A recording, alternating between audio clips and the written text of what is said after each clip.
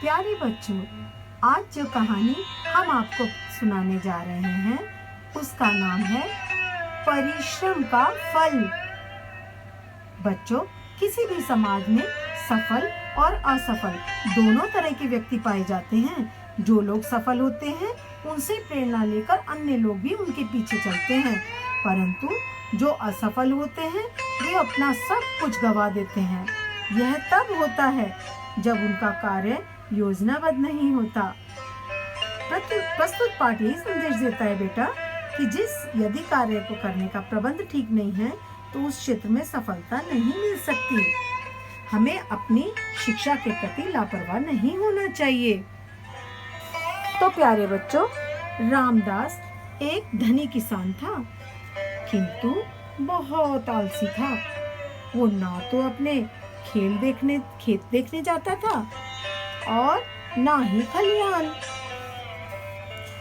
अपने मवेशियों को भी खोज खबर नहीं लेता था।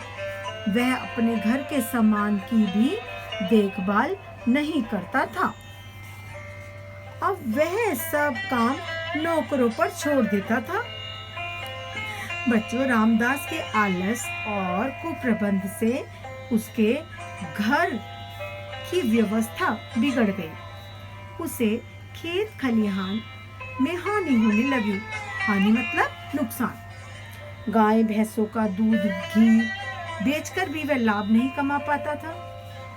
बच्चों, रामदास का एक मित्र था जिसका नाम था सीताराम। वह एक दिन उसके घर पर आया। उसने रामदास की बुरी हालत भांप ली। वह रामदास के स्वभाव से भी परिचित था। उसे पता था कि लाख समझाने के बाद भी रामदास अपने आलस और कुप्रबंध की बुरी आदतों को नहीं छोड़ेगा।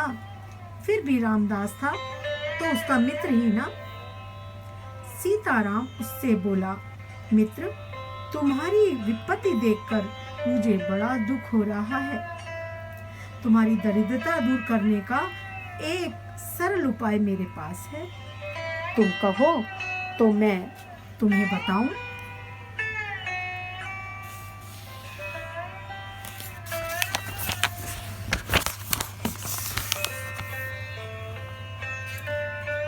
रामदास ने उससे कहा, कृपा करके वह उपाय मुझे बताओ, मैं उसे अवश्य करूंगा। सीताराम बोला, मानसरोवर पर रहने वाला एक सफेद हंस सबके जागने से पहले ही धरती पर आता है और वह दोपहर को लौट जाता है। जो भी उससे सबसे पहले उसका दर्शन कर लेगा उसे जीवन में किसी प्रकार की कमी नहीं रहती। सीताराम चला गया। रामदास की आंखों में रात भर नींद ना आई थी। वह प्रातःकाल होते ही अपने खलिहान के पास जाकर हंस की खोज करने लगा।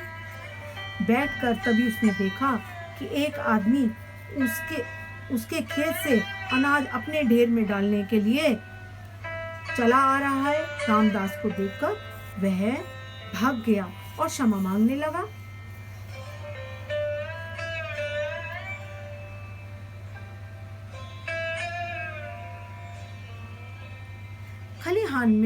खलिहान से वह घर लौट आया और गौशाला में चला गया। वहां नौकर गाय का दूध दूहकर अपनी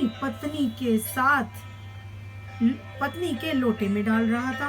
रामदास ने उसे डांटा। घर पर जलपान आदि कर वह हंस की खोज में पुनः खेत पर गया।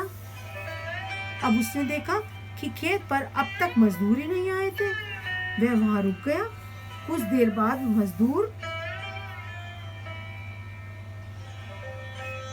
मजदूर आए। देर से आने पर उसने उन्हें डांटा। इस प्रकार आए दिन होने वाली हानि किसी प्रकार रुक गई। अपनी विपत्ति दूर करने के लिए सफेद हंस की खोज में अब रामदास को यही क्रम था। वह सुबह से शाम तक हंस की खोज में अपने खेत खलिहानों में टहलने जाता था। इससे उसकी उपस्थिति बनी रहने के कारण नौकर भी ठीक थे, काम करने लगे और अनाज आदि की चोरी भी बंद हो गई। एक दिन सीताराम ने उसकी भेंट हो गई, सीताराम से भेंट हुई। रामदास ने उससे कहा, मित्र, सफेद हंस तो अब तक मुझे नहीं मिला, किंतु उसकी खोज में लगे रहने के कारण मुझे बहुत लाभ हुआ है। सीताराम हंसते हुए बोला, परिश्रम करना ही वह सफेद हंस है। परिश्रम के पंख सदा उजले होते हैं। जो परिश्रम ना करके अपना काम नौकरों पर छोड़ देता है वह हानि ही उठाता है, और जो स्वयं परिश्रम करता है तथा नौकरों की देखभाल करता है वह संपत्ति और सम्मान पाता है। तो दोस्तों, इस तरह रामदास को समझ आ गया था कि उसने क्या गलती की, यानी उसने परिश्रम की कमी की। परिश्रम कमी से उसके पास ढेरों धन होने के बाद भी सब खत्म होने जा रहा था। लेकिन विपत्ति में उसके दोस्त ने बताया कि परिश्रम सफलता की कुंजी है।